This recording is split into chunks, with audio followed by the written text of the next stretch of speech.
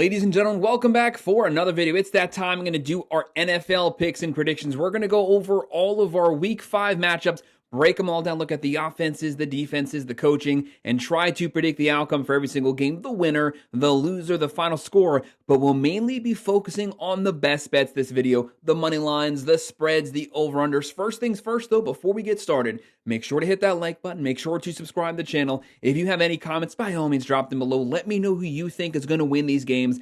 If you want to sign up for one of our member teams, check out that pinned comment down below. Click on the link. You can sign up there, and I would definitely appreciate it. So Week 5 is here.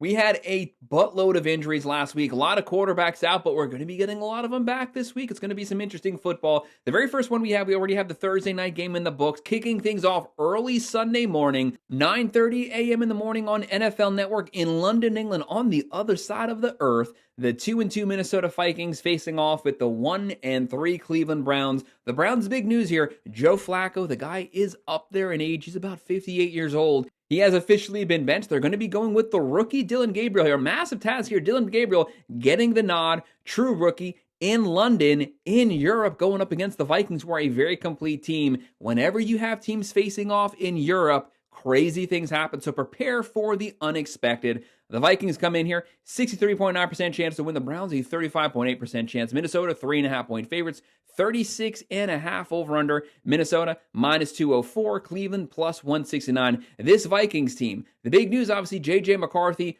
probably not going to be playing this game. Probably going to be Carson Wentz. He's a veteran. He had one good game. He had one questionable game. Hopefully they get a good performance out of him.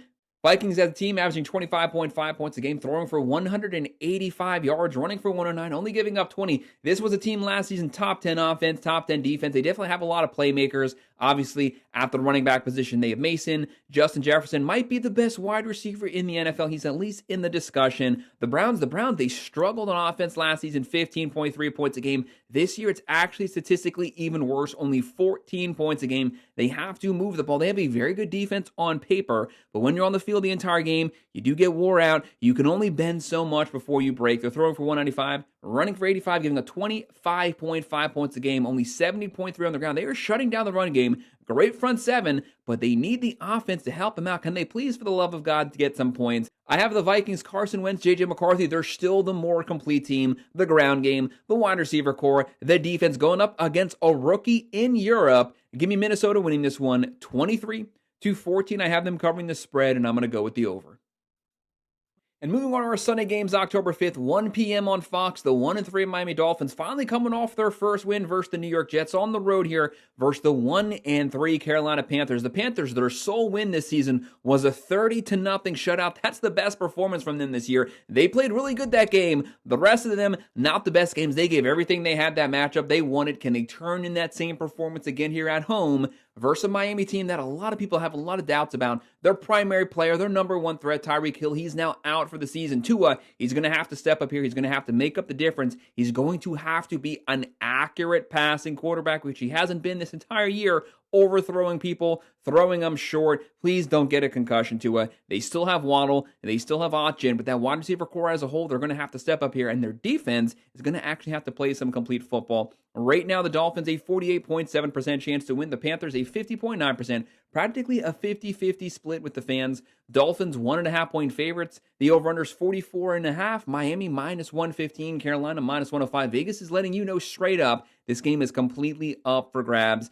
With Tua, Otchin, with that offense, McDaniel's on the hot seat right now, but so should Greer. Greer, one of the worst GMs in the nation, but he's the third longest tenured GM somehow in the country. Dolphins are averaging 20.8 points a game, throwing for 188, running for 98, giving up 29.5 points a game. That defense has to play way better than that. Bad tackling, bad angles, but thankfully the Panthers, they're not known for their elite offense. They're only averaging 18.8 points a game, throwing for 189, running for 100.3, giving up 23.8 points a game. Don't roll your eyes at that. Last year, it was in the 34 to 35s, so they're much better than they were last season. The key for Bryce Young, you have to get the ground game going. You have to open up the passing game via the run game, via the play action. This game might be close, the first 1 to 3 quarters. Even without Hill, I think the Dolphins have enough offensive potential here. They pull off the win on the road. They win at 27-20. They cover the spread. I'll go with the over. And on Fox at 1 p.m., the 1-2-1 Dallas Cowboys. The Dallas Cowboys new coaching staff here, new scheme, new system. They have a fully healthy Dak Prescott, and he's actually putting up really good numbers so far this season. Williams has helped out with the ground game. Dallas, they could not consistently run the ball last year. They're able to establish a ground and pound. They won't have CeeDee Lamb again for week 5, but George Pickens here, obviously still a massive pickup. Great wide receiver. They'll be going up against the winless, the 0-4 New York Jets. The Jets here, Justin Fields fully healthy. When Fields is on, he gives them a shot to win this game because he's a true dual threat quarterback. He can beat you with his arm, but it's what he does with his legs that definitely makes a difference. He can scramble. He can get outside the pocket. He can extend plays, keep the possession going. Right now, the Jets a 43.6% chance to win. Dallas a 56.1% chance here to win on the road. They are 1.5-point favorites. The over-under 48.5. Dallas is -135. The Jets +115. Right now, the Cowboys 28.5 points a game. Throwing for 281, running for 123, giving up 33 points a game. This is one of the worst, if not the worst, defenses in the NFL. What the heck happened to the Cowboys defense? Just a couple seasons ago, they were top 3 for multiple years end on end. That's completely fallen apart since then. They're giving up 297.3 through the air, 123.3 on the ground, well over 400 yards given up of offense every single game. New York 22.5 points a game. Throwing for 160.3, running for 145, giving up 30 points a game. So that's bad. The Cowboys defense is worse, but either way, both of these defenses, they are not playing at a high level. They're actually playing at a god-awful level. Might be some points here. Both the teams can run the ball. Both the teams have pretty good receivers, Pickens, Wilson. The Jets have Breece Hall on the ground, but I think Dallas, they have just enough offense. They are able to pull out a higher scoring game. They win at 31-23. They cover the spread. I'll go with the over. And also at 1 p.m. on Fox, the 1-3 Las Vegas Raiders. This is Pete Carroll's team here. They finally got the ground and pound going last week, but so much of this game will hinge on Geno Smith. He's a Jekyll and Hyde type guy. Either he throws 3 touchdowns or he'll throw 3 or 4 picks. There is zero middle ground. You're getting one or the other, and there's a 50-50 shot of either one of them. They'll be on the road here versus the 3-1 Indianapolis Colts. The Colts are this close to being 4-0. What a surprise this season. This is actually one of the best teams in the NFL through the first 4 weeks. Season is still young. Daniel Jones, though. Daniel Jones, the guy the Giants got rid of, he's looking like Peyton Manning out there right now for the Colts. Slinging the ball up and down the field, changing the game with his legs. He's having a great season so far. They also have Jonathan Taylor. Jonathan Taylor leads the NFL in rushing yards, 414 yards on the ground. They have Warren. The Colts a 64.2% chance to win. The Raiders a 35.5. Indianapolis 6.5-point favorites, 47.5 over/under. Raiders +250. Colts -300. They're obviously very heavy favorites here. The Raiders, though, riding that 3-game losing streak. Some people will say they are due for a good performance. Jekyll and Hyde Geno, you might be due for Dr. Jekyll right now. Right now, Ashton Gentry closing in on 300 yards. They have Myers. They have Bowers. They do have the weapons. If they play up to their highest potential, they could pull off the upset. They're averaging 19.3. Throwing for 215, running for 114, giving up 24.8 points a game. The Colts are averaging 30.8 points a game, one of the best all-around teams in the NFL. Throwing for 261, running for 136, giving up 20.8 points per game. Great season for the Colts. If you are a Colts fan, enjoy this while it lasts. Hopefully it will go for the whole season for you. Give me the Colts winning this one at home, 28-23. I'm going to go with that +6.5, but I will go with the over. Then on CBS at 1 p.m., I said we had a lot of injuries to quarterbacks. Here is one of our ones, one of the biggest ones this entire season, a massive loss. This is a guy who's won an MVP before. We have the 1-3 Houston Texans visiting the 1-3 Baltimore Ravens without Lamar Jackson. Do not understate how massive a loss that is. This is one of the best all-around players in the NFL. This guy can single-handedly change the game. He has a great crop of weapons. With him as the field general, this team could potentially make a playoff run. Not the best start to the season right now. They need Lamar Jackson on the field. They cannot afford to go to 1-4 to start the season. Houston, a lot of people picked them to win their division. They started out the season pretty bad. They finally got their first W. Maybe they can use that to catch some momentum going forward. Stroud, they have to get Stroud back to 2023 Stroud. He's got some weapons here. He has Nico Collins, a true legit wide receiver #1, and they probably have the best all-around defense in the NFL. This game has completely changed since Lamar Jackson got 100% rolled out. The Ravens went from the favorites. It moved over to the Texans. Right now, Texans 1.5-point favorites, 40.5 over/under. Houston -120. Baltimore is even.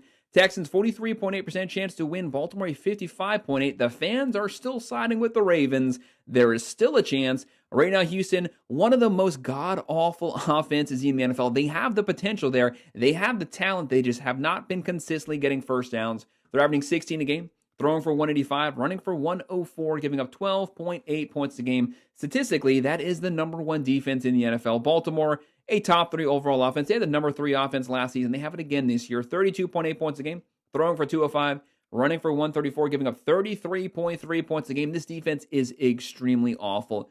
266 through the air, 141 on the ground. They had a pretty bad secondary last season, but the number 1 rush defense, they don't even have that this season. They have a lot of injuries. They're getting scorched up and down the field, and they don't have Lamar Jackson to lead them in a shootout. It's going to be Cooper Rush. There's a lot of weapons here, a lot of talent, but will Derrick Henry, Flowers, Andrews, will all those weapons be able to carry the day and overcompensate for not having Lamar Jackson? Give me Houston win this one, 24-20. I have them covering the spread. I'm going to go with the over.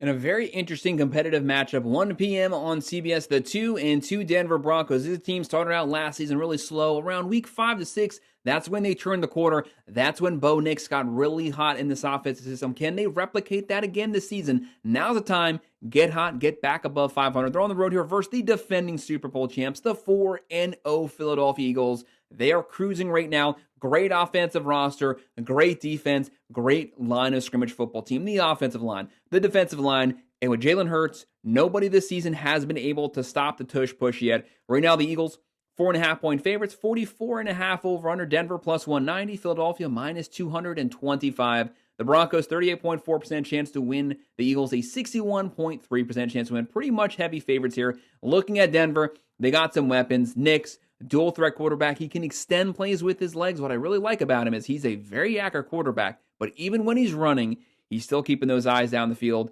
J.K. Dobbins, Sutton, and on the other side, the Eagles, they have a plethora of weapons. They have weapons at literally every single position, and they got the dual threat quarterback. Denver's averaging 24 per game, throwing for 211, running for 143, a top 5 defense, only giving up 16.8 points a game. You know that defense travels with you, so keep your eye on this game. The Eagles, 27 points a game, 138 passing yards, 113.5 rushing yards, giving up 22 points per game. Their defense is better than that. It just hasn't fully stepped up yet. I think the Eagles, this is going to be a very close game. 2 good defensively run-focused teams. The Eagles pull it out at home, though, very closely. 24-21. I'm going to go with that plus 4.5, and I'm going with the under. And on CBS at 1 p.m. on Sunday, the 1-3 New York Giants, Daboll, his leash has to be so short. He has to be on the hot seat, right? Might not finish this season. Might make the end and get canned then. He's gotten rid of Saquon Barkley. He's a star. He's gotten rid of Daniel Jones, and he's having a great season. Daboll, what the heck are you doing, man? The big news here, you have Jackson Dart getting another nod at the quarterback position. Russell Wilson's going to be on the bench. They're going to be facing off against the winless, the 0-4 New Orleans Saints. You got a 1-3 team versus an 0-4 team. This is a game of just trying to stay away from the last place team in all of the NFL. Saints are 2.5-point favorites, 41.5 over under. New York plus 115, New Orleans minus 135. The Giants were actually the Vegas favorites when the spread first came out earlier this week. That's why we are revisiting this game. The Giants right now, 18.3 points a game, throwing for 205, running for 112, giving up 25.3 points per game. They don't have Neighbors. That's a massive loss, but Scottaboo has really come on in the last couple weeks. Saints, 16.5 points a game. The offense has been struggling. Spencer Rattler, I need some more accuracy from you, especially in the intermittent passing game. They're throwing for 177, running for 124, giving up 30.3 points a game. Neither of these teams have a good offense. Neither of these teams have a good defense. It could be a sloppy, low-scoring game. Give me the Saints, the home team here. This is their chance to get their first win. They pull it off 21-17. I have them covering the spread, but I'm going to go with the under. 4:05 p.m. on CBS, the 0-4, the Tennessee Titans here. Gosh, the Tennessee Titans. I said earlier this week, they had the number 1 pick last year. The way things are looking, if they continue on this trajectory, they're going to have the number 1 pick again next draft. This team is awful. The offensive line, it is Swiss cheese. Cam Ward, the most sacked quarterback in NFL history through the first 4 weeks. And also, nobody can catch a ball out. Can Cam Ward, for the love of God, please get some help? Right now, they'll be facing the 2-2 Arizona Cardinals. They're kind of struggling right now, going through a rough patch, but they're still a lot better than the Tennessee Titans. Arizona, 71.5% chance to win. The Tennessee Titans, 28.3% chance. Cardinals coming into this game, they are 7.5-point favorites, 41.5 over-under. When we were talking about the Titans, I said the whole team as a whole in both aspects, the offense, the defense, the secondary, the defensive front seven, the running game, the wide receivers, the quarterback, the offensive line, the defensive line. Everyone needs to step up as a whole. And Cam Ward, he needs someone to put their hand up and be that go-to guy. The Cardinals, Kyler Murray. When Kyler Murray is on, he's on. When he's off, he's off. So far, he's been an efficient quarterback this season. I just need a little more from him. If it's not there, take off and run. He can easily scramble. He has Benson, McBride, Marvin Harrison Jr. The Cardinals have the better team. They're averaging 20.5 points a game, throwing for 165, running for 106, only giving up 18.5 points a game. Solid front seven this season. They actually have a pretty good defense. Tennessee, the worst offense in the NFL. That's pretty bad. 12.8 points a game. Throwing for 124, running for 87, giving up 30. That's almost 3 times the amount of points they're scoring. That's not a good mixture. Give me the Cardinals winning this one, 24-17. I'm still going to go with that plus 7.5. And I'm going to go, hey guys, that's going with the under just barely.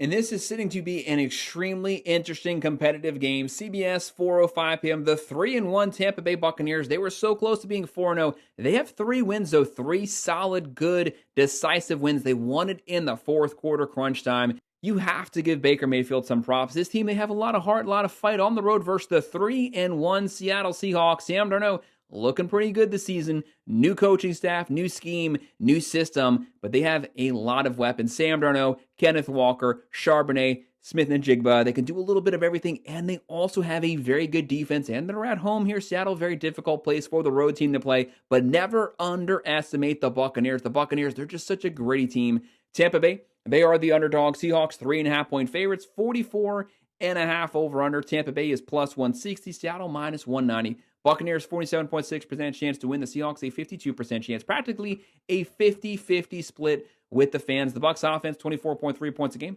Throwing for 212, running for 124, giving up 24.3, only giving up 85 on the ground. Solid rush defense. Seattle, this team can do a little bit of everything. They're averaging 27.8 points a game, throwing for 222, running for 111, only giving up 16.8 points a game. That's a top 7 offense. That's a top 5 defense. Solid rush defense. Solid secondary. Looking at the game here, you don't have Mike Evans for the Buccaneers. Massive loss here. What's that? 11 straight seasons with over 1,000 yards. Death, taxes, and Mike Evans in a season getting 1,000 yards. He's out this game. Chris Godwin is back. He's one of those guys in the slot, can lead the NFL in receptions if he's fully healthy. Egbuka, the guy looks like a star so far. Bucky Irving, he's been banged up at this point, but you still got Baker slinging the ball. 1,000 yards, 8 touchdowns, 1 picks. I think the Buccaneers, you can call me crazy here. I would understand it. Give me Tampa Bay getting back in the win column. They win this one 27-24. Going with the plus 3.5. I'm going with the over. This is one of those games, though, it can go 50-50, so keep your eye on it. This next one, another great matchup, and we're again starting to see another quarterback injury. Fox, 4:25 p.m. The 2-2 Washington Commanders. Big news last week. No Jaden Daniels. Still, he's been hurt for a little while now. Marcus Mariota has been filling in. He's a very good backup, but the big news today, Jaden Daniels is going to be getting the start at the quarterback position. Obviously, the most obvious question is, what's the true health status? Is he 100%? When he's 100%, he's one of the best quarterbacks in the country. If he's 80%, if he's 90%, though, just missing that 10 or 20% can be the difference in this game. They're on the road versus the 3-1 Los Angeles Chargers, and the Chargers, they're going to have their ears pinned back. They're going to be coming after him. Top 5 defense in the NFL, top 5 defense last season, top 5 defense this season. Their goal, quarterback pressures, sacks, tackles for a loss. Try to pressure him, try to either knock him down or try to get him to make an errant throw and potentially get the turnover for the offense. Right now, the Chargers in this game, 2.5-point favorites, 46.5 over-under. LA minus 155. Washington plus 135. The Commanders, 40.6% chance to win. The Chargers, a 59.1. Do not discredit Washington, though. If you have Jaden Daniels fully healthy, this team, they can play with anyone in the country. They're averaging 26.8 points a game, throwing for 184, running for 155. Such great balance. They can throw it. They can run it. They don't have Scary Terry, but they still have Deebo Samuel, and they have Jaden Daniels. It's what he can do with his legs and his arms simultaneously. He can do anything. He can make any play. And on the other side, the Chargers, 22 points a game, throwing for 249. Harbaugh, very pass-heavy this season, running for 107, but they're only giving up 17.8 points a game. Only 158 through the air, only 111 on the ground. Great secondary. Great front seven. Justin Herbert, his most decisive season so far. He's pushing the ball down the field. They're being aggressive. They have Hampton in the run game, Johnson, Ladd McConkey. They have more weapons than they had last season, and they're at home. And with me not being fully confident yet with Jaden Daniels because we haven't seen him in some time, give me the Chargers winning this one 26-20, covering the spread, and I'll go with the under just barely. And at 4:25 p.m. on Fox, the 3-1 Detroit Lions. No one wants to play this team right now. They lost week 1. Since then, they've been on a tear, curb stomping teams. They had the number 1 offense last season, 33.1 points a game. They have the number 1 offense again right now. Goff has been elite. Great running back room. Gibbs, Montgomery, St. Brown, Laporta, weapons all over the place, and they're playing good defensive ball. They'll be on the road here versus the 2-2 Cincinnati Bengals. The Bengals defense is so awful. It was bad last year. Every game was a shootout. They can shoot it out with you. They can slug it out blow for blow, but in order for them to do that, they need Joe Burrow at the quarterback position. They don't have Joe Burrow. They have a great offense. Chase, Higgins, but they're missing Burrow. It's Jake Browning. I don't trust Jake Browning here beating the Lions. If it was Burrow, they got a shot without him, though. It's not looking pretty. The Bengals in this matchup, 23.5% chance to win. Detroit, a 76.3. The Lions, 9.5-point favorites. Massive spread for an NFL game. The over-under is 49.5. Detroit, minus 600. Cincinnati, plus 400. The Lions, 34.3 points a game, throwing for 226. Running for 139, giving up 22 points a game. The Bengals, 15.3 points a game. If Burrow was here, they're easily scoring 27 to 28 per game. Right now, they're throwing for 155, running for 50. God-awful rush offense. You can't throw if you can't run because that secondary is just waiting for it. They're giving up 29.8 points a game, which is twice what they score per game. I don't like those numbers versus a Lions team who's already put up a 50-burger this season. Give me the Lions winning this one, 34-17. They cover the huge spread, and I'll go with the over. And our final Sunday night game, 8:20 p.m. on NBC. We still have the Monday night one coming up, but this is the final Sunday matchup, the 2-2 New England Patriots versus the 4-0 Buffalo Bills. These teams very familiar with one another, being in the same division. Right now, Buffalo, this is one of those teams you do not want to be playing them right now. They are rolling through teams like a storm. They have one of the best offenses, one of the best defenses. The reigning MVP award winner, making a very strong, valid case so far to be back-to-back MVP award winner.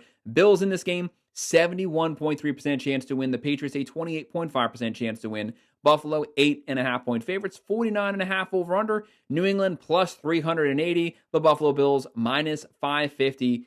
Vegas isn't giving the Patriots a chance. The fans aren't giving the Pats a chance. But you got to remember, Drake made a lot of hype this offseason. He's actually playing pretty good football, though, so far. Living up to the hype at this point of the season. 1,000 yards, 7 touchdowns, 2 picks. Very good completion percentage. Stevenson, Diggs playing his old team. This game is more than business for both these teams. It is personal for both of these quarterbacks. Josh Allen, 1,000 yards, 7 touchdowns, only 1 pick. He's not taking too much. He's taking whatever the defense gives him, and then just taking a little bit more. And deep down in your gut, you know if this game is close, if it comes down to the final possession, Josh Allen, what he can do with his legs, he can put his shoulder down, he can truck people, run over people, he can easily scramble for the first downs, take this offense to a whole nother level. Cook is having a great season, over 400 yards on the ground. Coleman, Shakir, Pats are averaging 25.5 points a game. Very good offense, 235 passing, 101 rushing, giving up 20.3 points a game. Very solid number so far.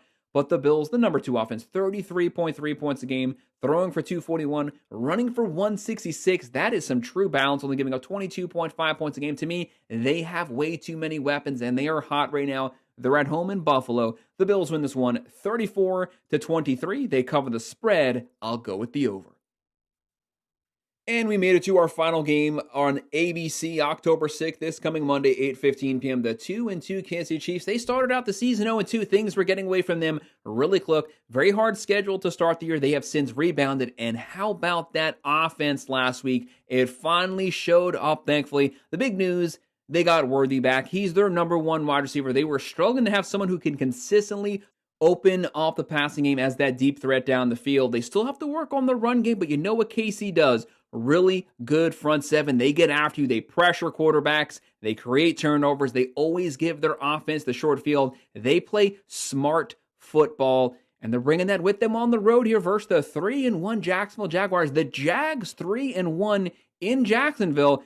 Liam Cohen so far, very solid start to the season. Don't underestimate the Jags. No one's taking the Jags serious. If the Jags win this game, if they beat the runner-up to the Super Bowl, and they go into week 6 as a 4-1 football team, the whole country will know the Jags are definitely for real. Right now, Jacksonville, 38.8% chance to win. The Chiefs, a 60.9% chance. Chiefs are 3.5-point favorites, 45.5 over-under. KC, minus 185. Jacksonville, plus 155. And don't forget, the Jags are also leading the NFL in turnovers. Patrick Mahomes, he doesn't turn it over much, but if the Jags can continue to force 2 to 3 turnovers here in this game, that could easily make the difference. Kansas City, 24.3 points a game, throwing for 222, running for 111, giving up 19 points a game. I don't like the fact that Patrick Mahomes in week 5 is still the team's leading rusher. He has 130 rushing yards. That would be bad for a running back. They don't have a running back that can get 130 yards so far through the first 4 games. That's fine right now. That is not going to cut it going forward. Someone has to step up in that running back room. And on the other side for Jacksonville, they're averaging 24 points a game, throwing for 205, running for 144, giving up 18 points a game, only 82.8 on the ground. How about this team shutting down the run game? Really good defense. They give up twice that amount of points last season. They're playing solid football. Trevor Lawrence, though, you know what Trevor Lawrence, sometimes if he gets pressured, he gets a little happy, tends to lock on to guys, throw some interceptions here. If the KC front 7 can collapse that pocket, force him into errant throws, it could be a very long day for Jacksonville. But at least he's been decisive this season. He's actually playing a lot better than he did last season. And Etienne Jr., 400 yards rushing. He has come on the season 6.1 yards per carry. And Brian Thomas Jr. hasn't even had a good game yet. He's that X factor there. He can change the game on his own whenever he decides to show up. Everybody better watch out. But still, I'm going to go with the Kansas City Chiefs getting the W here. They win this one 26-17. I have them covering the spread, and I'm going to go with the under. Guys, that's our breakdown. That's all of our best bets for all of our NFL Week 5 matchups. Make sure to hit that like button. Make sure to subscribe to the channel. If you have any comments, drop them below. Do you agree, disagree? Who do you think is going to win these games? Leave it in the comment section. I will respond to every single comment. If you want to sign up for one of our member teams, check out that pinned comment down below. Click on that link. You can sign up there, and I would definitely appreciate it. Of course, as always, thank you for watching.